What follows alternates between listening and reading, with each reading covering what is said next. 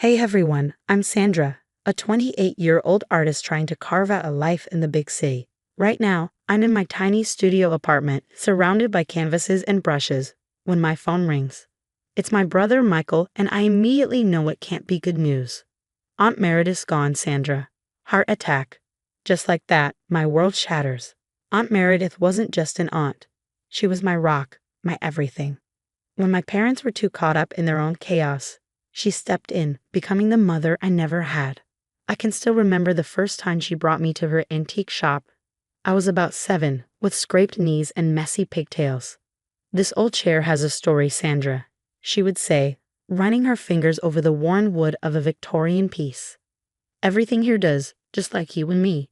She'd let me set up a little corner in the shop where I could draw and paint, and customers would stop and admire my childish scribbles.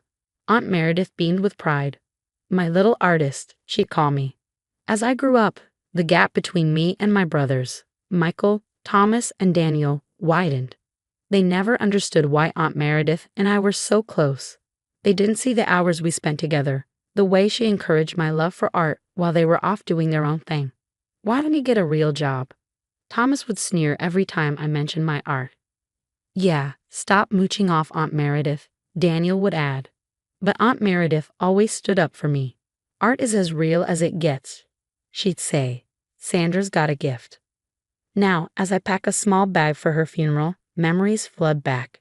The smell of furniture polish, the jingle of the bell above the door, Aunt Meredith's warm laugh as she told me the stories behind each piece in her shop. I catch a glimpse of myself in the mirror, red-rimmed eyes, paint-stained hands. I look a mess, but I can almost hear Aunt Meredith's voice. "You're beautiful, Sandra, inside and out." My phone buzzes with messages from my brothers. They're already talking about Aunt Meredith's will and what she might have left behind. It makes me sick. Locking my apartment door, I take a deep breath. I'm not ready to face a world without Aunt Meredith, but I know she'd want me to be strong. Little do I know, the drama that's about to unfold will test that strength in ways I never imagined. The funeral home feels suffocating, filled with people I barely know and the heavy scent of flowers and tension. I stand alone, away from my brothers who are huddled together, whispering and shooting glances my way. "Look at her, acting all innocent," I hear Michael mutter. I bite my lip, fighting back tears. This is about Aunt Meredith, not them. The lawyer, Mr. Simmons, clears his throat. We are gathered to read the last will and testament of Meredith Anderson. My heart races. He mentions small donations to charities. Then, and to my beloved niece, Sandra Anderson, I leave my antique shop, Meredith's Treasures, including all its contents and business assets. The room erupts. Thomas leaps to his feet, face red with anger. This is ridiculous. She manipulated Aunt Meredith. Daniel joins in. Sandra's been taking advantage of her for years. This isn't fair. Mr. Simmons raises his hands, trying to calm them. "Gentlemen, this was Miss Anderson's express wish." I'm stunned, barely registering the chaos around me. The shop. Aunt Meredith left me the shop. I'm suddenly transported back to a quiet evening there just a few months ago. She was polishing an old mirror, her expression wistful. "You know, Sandra, I always wanted children of my own," she said softly, her voice tinged with regret. I hugged her tightly. "You've been more of a mother to me than anyone." Her eyes welled up. "And you've been the daughter I never had." Back in the present, I realize the enormity of what she's given me. It's not just a shop, it's her legacy, her trust in me. Michael approaches, his voice low and menacing. "You won't get away with this, Sandra. We'll contest the will." I hold my ground. This was Aunt Meredith's decision. Michael, not mine. As they storm out, Mr. Simmons hands me a set of keys. "Miss Anderson also left this for you," he says, handing over an envelope. Inside there's a letter and a list of contacts. Art dealers, collectors, restoration experts. My mind spins with the possibilities. Later that week, while I'm sorting through paperwork in the shop, the bell above the door jingles. It's Thomas with a smug look on his face. "Hope you're not getting too comfortable, sis. We've hired a lawyer, Victor Reeves. He's known for overturning wills." A chill runs through me, but I stay calm. "This is what Aunt Meredith wanted, Tom. Why can't you respect that?" He scoffs. "Because it's not fair. You're not even blood related to her." His words sting, but I stand firm. Family isn't just about blood, Thomas. It's about love. As he storms out, slamming the door, I sink into Aunt Meredith's old chair. The shop feels like both a sanctuary and a battlefield now. I trace my fingers over the worn wood of the desk, feeling Aunt Meredith's presence all around me. I won't let them take this from us. I promise, I whisper to the empty room, the words hanging in the air like a vow I'm determined to keep. Days blend into weeks as I throw myself into running the shop. Every antique holds a memory of Aunt Meredith, and keeping the business alive feels like keeping a piece of her with me. It's tough, but I'm learning fast. One afternoon, the bell chimes, and in walks a familiar face. "Hi, I'm Olivia. I used to come here all the time," she says with a warm smile. We chat, and I quickly learn that she's well connected in the local business scene. "You know, Sandra," she says thoughtfully, "I think you're doing a great job here. Don't let anyone tell you otherwise." Her words boost my spirits, especially with the rumors circulating about me. Whispers of my mental state and worse. Questions about Aunt Meredith's competency when she wrote the will. I know it's my brothers stirring the pot. A few days later, I'm in the back room when I hear voices, my brothers and a man I don't recognize. "Look, Victor, we need something solid," Michael is saying. "Can you forge some documents or what?" My blood runs cold. I peek out, seeing a slick guy in an expensive suit nodding. "Leave it to me," he says confidently. "We'll make it look like your aunt wanted to sell this place." Sandra won't know what hit her. Shaking, I call Olivia. "They're trying to forge documents, Olivia. What do I do?" She doesn't miss a beat. "We fight fire with fire, honey. Let's set up some cameras in there. Catch them red-handed."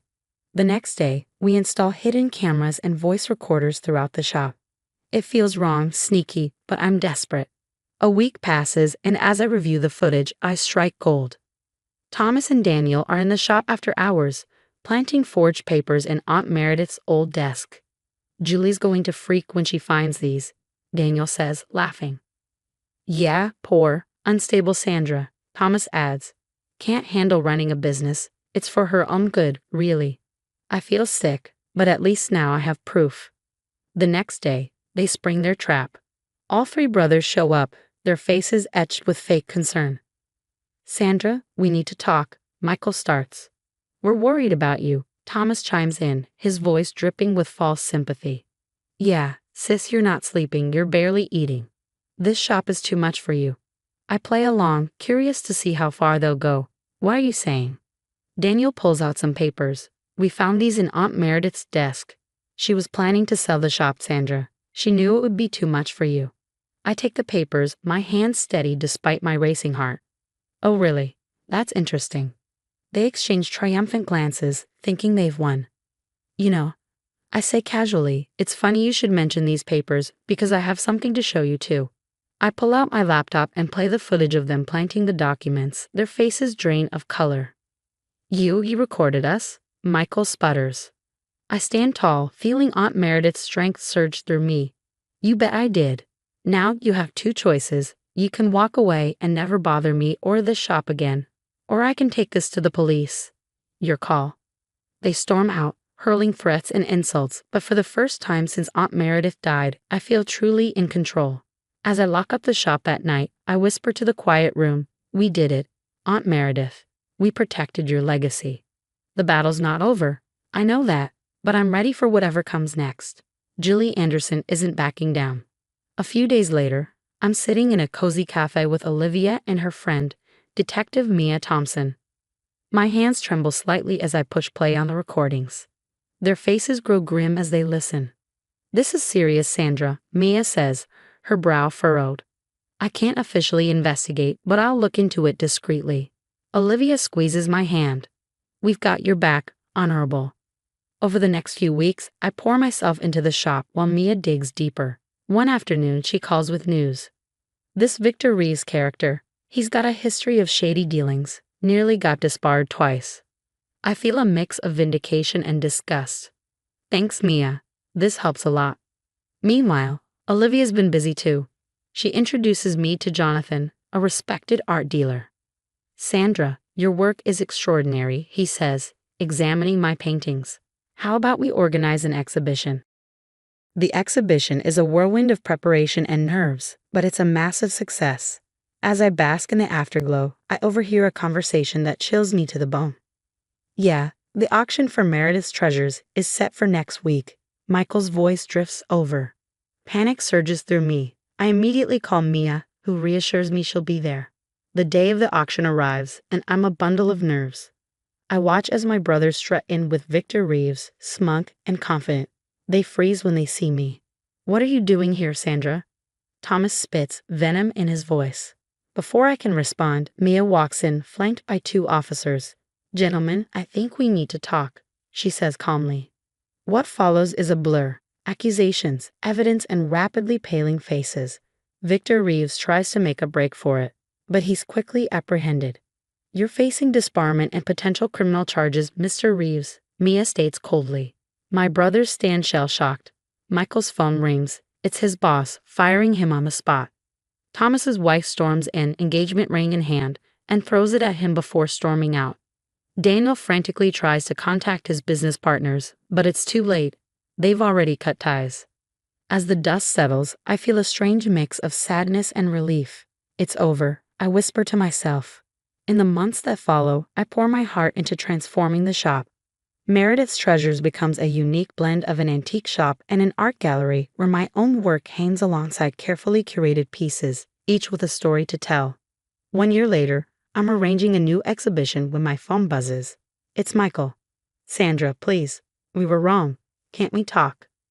I take a deep breath, thinking of all the pain they caused me. No, Michael. I've moved on. I suggest you do the same. As I hang up, my eyes fall on a photo of Aunt Meredith. I smile, feeling her presence. We did it, Aunt Meredith, I say softly. Your legacy lives on, and I'm finally living my dream. I turn back to my canvas, brush in hand, ready to create something beautiful. The shop bell tinkles as a customer enters, and I smile. This is where I belong. This is my victory. And as for my brothers, they're learning the hard way that karma is real. Welcome to Meredith's Treasures. I call out, my voice strong and sure. How can I help you today? Sandra's journey through betrayal and triumph has come to an end, but we want to hear from you. If you were in her shoes, would you have given your brothers a second chance after their betrayal? Or was cutting ties the right decision? Share your thoughts in the comments below. We'd love to hear your perspective.